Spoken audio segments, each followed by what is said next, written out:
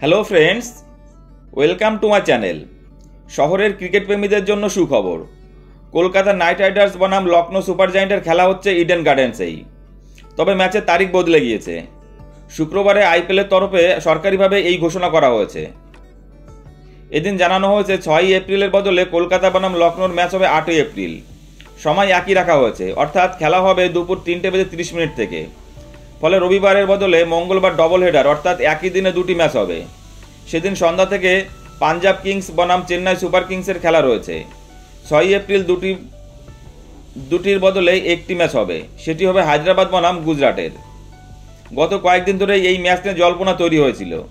6ই April Ramnavami থাকায় কলকাতা পুলিশের তরফে সিএবিকে চিঠি পাঠিয়ে জানানো হয়েছিল ওই দিন পর্যাপ্ত পরিমাণে পুলিশ দিতে পারবে না তারা। সিএবি এর তরফে সেই চিঠি পাঠিয়ে দেওয়া হয় বোর্ডের কাছে। অনেকেই আশঙ্কা করেছিলেন ম্যাচটি সরিয়ে দেওয়া হবে গৌহাটিতে, তবে হাল ছাড়েনি সিএবি এর সভাপতি স্নেহাশিস গঙ্গোপাধ্যায়। পুলিশ এবং বোর্ডের সঙ্গে নিয়মিত কথা বলে আপ্রাণ চেষ্টা করছিল ম্যাচটি যাতে কলকাতাতেই থাকে। সেই চেষ্টা সফল। দিন বদলেও মাঠ একই থাকছে। উল্লেখ্য, কেকেআরের হোম ম্যাচ কলকাতায় হাতছাড়া হওয়ার সম্ভাবনা দেখা দেওয়ায় সমালোচনার মুখে পড়তে হয়েছিল লালবাজারের কর্তাদের। প্রশ্ন উঠেছিল, রামনবমীর দিন অন্য রাজ্যের পুলিশ আইপিএলের ম্যাচ আয়োজনে সক্ষম হলেও কলকাতা পুলিশ কেন প্রতি বছর সমস্যার সম্মুখীন হয়? সমাজ মাধ্যমে পুলিশের সমালোচনা সরব হয়েছিলেন বিরোধী রাজনৈতিক দলগুলির নেতাকর্মীদের একাংশ। প্রশ্ন উঠেছিল কলকাতা পুলিশের কর্মদক্ষতা নিয়েও। সমালোচনার মুখে নড়ে চড়ে বসতে বাধ্য হয়েছিল লালবাজারের কর্তারা। গত শুক্রবার প্রথম সমাজ মাধ্যমে কলকাতা পুলিশ জানিয়েছিল তাদের বক্তব্যের ভুল ব্যাখ্যা করা হচ্ছে। তবে ম্যাচ ইডেনে হওয়া নিয়ে আশাবাদী ছিলেন সৌরভ গঙ্গোপাধ্যায়। গত শনিবার আইপিএলের উদ্বোধনের দিন ইডেনে দাঁড়িয়ে সৌরভ বলেছিল, অপেক্ষা করুন, দেখুন না কি হয় শেষ পর্যন্ত। সমাজ মাধ্যমে কলকাতা পুলিশের পোস্ট দেখেননি? আমার মনে হয় না ম্যাচ কলকাতা থেকে সরে যাবে।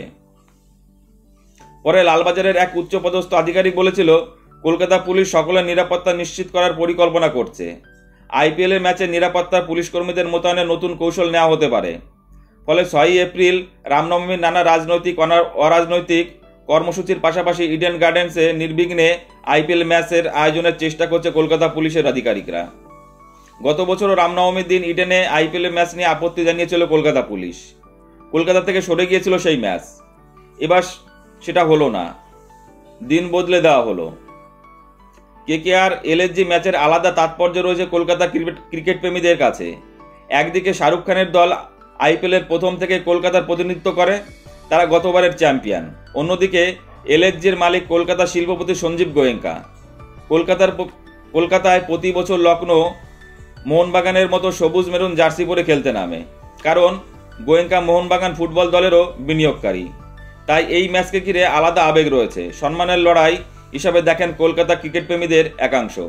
বন্ধুরা, তোমাদের কি মনে হয় ওই দিন কলকাতা এবং এলএসজির মধ্যে কারা ম্যাচটা জিতবে?